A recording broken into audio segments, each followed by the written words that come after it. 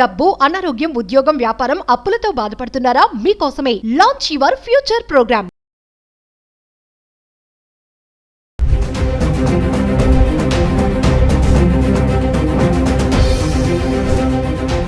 నమస్తే, welcome back to Suman TV. ప్రస్తుతం మనతో పాటు ఉన్నారు consumers affairs committee chairman Mandari Krishnareddy గారు. నమస్తే సార్. నమస్తే అమ్మా. సార్, మన అమెరికా వదిలి మన ఇండియన్స్ చాలా మంది బ్యాక్ వచ్చేస్తున్నారు. మామూలుగా అమెరికా అంటే మనం ఒక వీడియోలో మాట్లాడుకున్నాం, చాలా మంది అక్కడ ఏదో ఒక పని చేసి బతికేద్దామని వెళ్ళిన వాళ్ళు చాలా మంది ఉంటారు. కానీ ఇప్పుడు ఏంటంటే అక్కడ ఉండలేక వచ్చేస్తున్నారు మన వాళ్ళందరూ కూడా. ఇదంతా కూడా ట్రంప్ ఎఫెక్టే అనుకోవచ్చా, ఇంకేమైనా కారణాలు ఉంటాయంటారా? 100% ముందు ట్రంప్ ఎఫెక్ట్ ఎక్కువ భాగం, కొంత భాగం ఏంటంటే ఏ ఎఫెక్ట్ కూడా కొంత ఉందని చెప్పుకోవచ్చు. కానీ ఇప్పుడు మాత్రం ఎక్కువగా ట్రంప్ ఎఫెక్ట్ ఎక్కువ కనపడుతుంది. ట్రంప్ చేసిన పని ఏమిటంటే, అసలు గ్రీన్ కార్డు హోల్డర్స్ను కూడా నువ్వు అమెరికన్ సిటిజన్ కావు, నిన్ను ఎప్పుడంటే అప్పుడు పంపించడానికి మాకు హక్కు ఉంది, ఏ చిన్న తప్పు జరిగినా ఏ చిన్న పొరపాటు జరిగినా నిన్ను వెంటనే వీసా క్యాన్సిల్ చేసి పంపిస్తామని చెప్పి బెదిరించడం అనేది ఒక పెద్దగా చెప్పింది. రెండవది, ఎక్కడైతే ఉద్యోగస్తులు ఇంతకుముందు మనకు అక్కడ మన వాళ్ళు జాబ్స్ చేస్తున్నారు, ఈ జాబ్స్ చేసేటువంటి వాళ్ళలో ఎక్కువ మంది ఏంటంటే ఏ పెట్రోల్ బంకులలో లేకపోయినట్టు వాళ్ళు హోటల్స్లోనో లేకపోతే డెలివరీ బాయ్స్ లాగానో ఇట్లా పనిచేసే వాళ్ళు ఎక్కువ ఉన్నారు. వ్యవసాయ కేంద్రాల్లో పనిచేసే వాళ్ళు చాలా ఎక్కువ మంది ఉన్నారు. వీళ్ళు గతంలో ఏం చేసేవాళ్ళు అంటే ఎక్కువ గంటలు పనిచేసేవాళ్ళు. వీళ్ళకి అన్ని గంటలు పనిచేయడానికి రైట్ లేదు. అక్కడ అమెరికన్ చట్టాల ప్రకారంగా లిమిటెడ్ అవర్స్ మాత్రమే పనిచేయాలి అనేది ఉంది. వాళ్ళకి జీతం కూడా ఎక్కువ ఇస్తున్నట్టుగా చూపించాల్సిన అవసరం ఉంది. మరి అమెరికన్స్ని పెట్టుకుంటే చాలా ఎక్కువ జీతం ఇవ్వాల్సిన పరిస్థితి ఏర్పడుతుంది. కాబట్టి ఇండియన్ ఆపరేషన్లు పెట్టి వాళ్ళు ఒక రకంగా తక్కువ ఖర్చుతో నడిపించేందుకు ప్రయత్నం చేస్తూ ఉన్నారు వాళ్ళ వ్యాపారాలు. ఇప్పుడు ట్రంప్ తీసుకొచ్చిన చట్టాలన్నీ కూడా చాలా స్ట్రిక్ట్గా ఉండడం వల్ల అలాంటి వాళ్ళని అకామిడేట్ కష్టంగా ఉంది. కాబట్టి అలాంటి వాళ్ళని వెళ్ళిపోవాలని చెప్పి పంపించాల్సిన పరిస్థితి ఏర్పడుతుంది.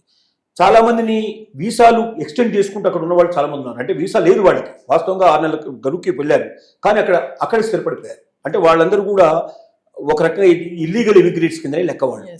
ఇప్పుడు ఇంతకుముందు పెద్దగా ఎవరు పట్టించుకోలేదు. ట్రంప్ కన్నా ముందు ఉన్నవాళ్ళు, బైడెన్ కానీ వాళ్ళు కానీ ఎవరు కానీ పట్టించుకున్న పరిస్థితిలో ఉంది. ఏదో వచ్చారు, ఒకసారి అమెరికా వచ్చారు, ఇక్కడ సెటిల్ అయ్యారు, ఏదో ఒక పని చేసుకొని బతుకుతున్నారు. ఇక్కడి వాళ్ళు కూడా చాలా అవసరం కదా అనే ఉద్దేశంతో దృక్పథంతో నడిచిపోయింది. కానీ ఇప్పుడు ట్రంప్ వచ్చిన తర్వాత అలాంటి వాళ్ళందరినీ ఏరి బయటకు పంపించేస్తున్నాడు. ఆయన పట్టుకొని బలవంతంగా సంకెళ్ళు వేసి పంపించేదానికన్నా మనంతరం మనం వెళితే చాలా బెటరు. అనవసరంగా ఇక్కడ ఉండి ఆ రకమైన అవమానంతో మనం వెళ్ళేదానికన్నా పోవడం చాలా మంచిది. ఎలాగో ట్రంప్ మనం బతకనీయడు, 3 ఏళ్ల పాటు వెతికి మనల్ని పట్టుకుంటాడు. తర్వాత కూడా ట్రంప్ మీద విపరీతంగా ఒక రకంగా అంటే 2 రకాలు ఉన్నాయి. వ్యాపారాలు నష్టపోవడం వల్ల కొంతమంది వ్యాపారస్తులు వ్యతిరేకమైనారు. తర్వాత విపరీతంగా ట్యాక్సెస్ వేయడం వల్ల కొంతమంది కస్టమర్స్ అంతా కూడా వ్యతిరేకమైనారు. కానీ మళ్ళీ ఇప్పుడు ఏమైందంటే ట్రంప్ రాజీపడి ఈ ట్యాక్సెస్ అనేటువంటి బాగా తగ్గించేసేసి అందరితో రాజీపడి వాళ్ళు మన దేశం మీద వాళ్ళు మన దిగుమతుల మీద కూడా వాళ్ళు అమెరికా నుంచి పంపించే వాటి మీద కూడా మనం ట్యాక్స్ తగ్గించేటట్టు చేసుకొని ఆ రకంగా బెనిఫిట్ ఉభయత్ర వచ్చేట్టుగా చేశాడు. మొదట బాగా ఇబ్బంది పడ్డటువంటి అమెరికన్స్ కూడా ఇప్పుడు ఏం గ్రహించారంటే మన అమెరికాకు చాలా మేలు జరిగింది, మన ట్యాక్సెస్ కూడా ఇతర దేశాల్లో మన వస్తువులు ఎక్కువ అమ్ముకునే పాసిబిలిటీ ఏర్పడుతుంది, కాబట్టి మనం ఇండస్ట్రీస్ బాగా డెవలప్ చేసుకోవచ్చు, ఎంటర్ప్రెన్యూర్షిప్ డెవలప్ చేసుకోవచ్చు అనే ఉద్దేశం కూడా ఉన్నారు. కాబట్టి రోజు రోజుకి మళ్ళీ కొంచెం ట్రంప్కు సపోర్ట్ పెరిగే పరిస్థితి ఏర్పడింది. ఈ పరిస్థితుల్లో, ఈ సిచ్యువేషన్స్లో ఇక ట్రంప్ మనల్ని ఎలాగూ ఇక్కడ ఉండనివ్వడు, కాబట్టి మనం జాగ్రత్త పడి ముందే వెళ్ళడం మంచిది.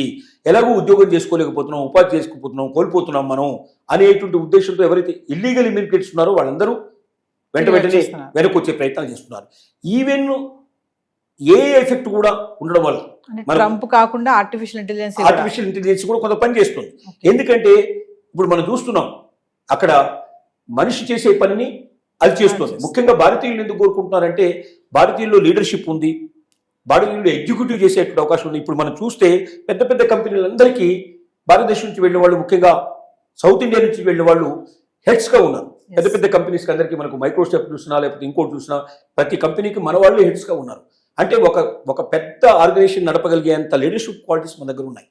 కానీ ఏ వచ్చిన తర్వాత ఎవడు నడపాల్సిన అవసరం లేదు, ఏ నడుపుతుంది కావాలంటే అనేటువంటి పరిస్థితి ఏర్పడిన తర్వాత అలాంటి వాళ్ళకు కూడా భయం పట్టుకుంది. కాబట్టి చాలామంది ఇంకోటి ఏమైందంటే ఇతర దేశాల్లో ఎవరైతే వచ్చి అక్కడ కంపెనీస్ నడపాల్సుకున్నారో వీసాలన్నీ ఆపేయటం వల్ల కంపెనీ ఎక్స్పాన్షన్ ఆగిపోయింది. బయట వాళ్ళు ఎవరు ఎక్స్పాన్షన్ వాళ్ళు చేసుకోవడానికి పాసిబిలిటీ లేకపోయిన పరిస్థితి పడింది. దాని ఎఫెక్ట్ కూడా చాలా పడింది. దాని ఎఫెక్ట్ పడటం వల్ల కూడా అక్కడ ఉన్నటువంటి కంపెనీలు రన్ చేయాలంటే కొత్త వాళ్ళని పంపిస్తే కానీ అది ఇంకా బాగా ఎక్స్పాండ్ చేసే అవకాశం ఉంది. ఉన్న ఎక్స్పాన్షన్ సరిపోవడం లేదు. అలాంటి పరిస్థితులు ఏంటంటే కొంతమందిని విత్డ్రా చేసేసి ఇండియాకు పిలిపించేటువంటి ప్రయత్నం కూడా కొంత కంపెనీలు చేస్తున్నాయి. ఇలాంటి అన్ని రకాలైనటువంటి ఒత్తిళ్ల వల్ల అక్కడ ఉండడం కన్నా భారతదేశానికి వెళ్ళి ఇప్పటి నుంచి అక్కడ ఏదైనా మనకు ఎంటర్ప్రీనర్షిప్ స్టార్ట్ చేసి మనం ఒక కంపెనీ స్టార్ట్ చేసి ఎంతో కొంత మనం పురోగతి సాధిస్తే వాడు మనల్ని మెడబెట్టి బయటికి పంపించేదానికన్నా మనమే పోవడం మంచిది అనేటువంటి దృక్పథంతో ఎక్కువ మంది ఖాళీ చేసి ఇండియాకు రావడానికి ప్రారంభించారు. చాలా వందలు కాదు వేల సంఖ్యలో వస్తున్నట్టుగా వార్తలు వస్తున్నాయి. ఇలాంటి పరిస్థితుల్లో కొన్నాళ్ళు పోయిన తర్వాత ఇక అమెరికాలో 100% నేను సేఫ్గా ఉండగలుగుతున్న వాళ్ళు తప్ప మిగతా వాళ్ళు ఎవరు అక్కడ ఉండకపోయినా మనం ఆశ్చర్యపడాల్సిన అవసరం లేదు.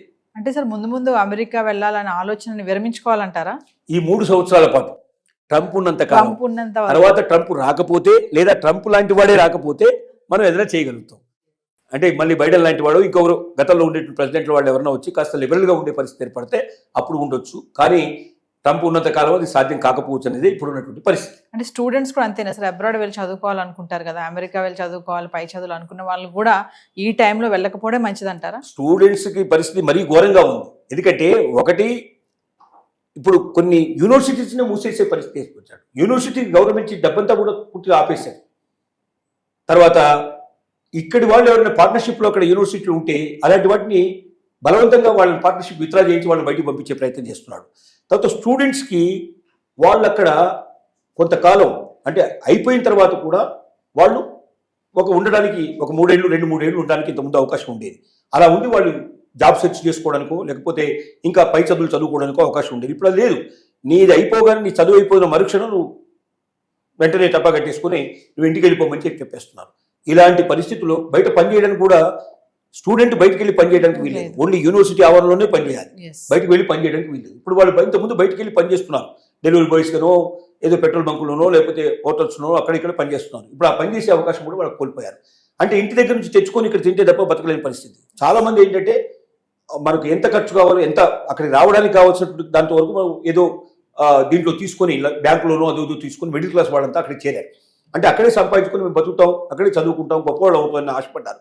ఇప్పుడు ఇండియా నుంచి డబ్బు వస్తే తప్ప బతకలేని పరిస్థితి ఏర్పడేసరికల్లా ఇండియా నుంచి పంపించగలిగే ఫ్యామిలీస్ కూడా చాలా తక్కువ ఉన్నాయి.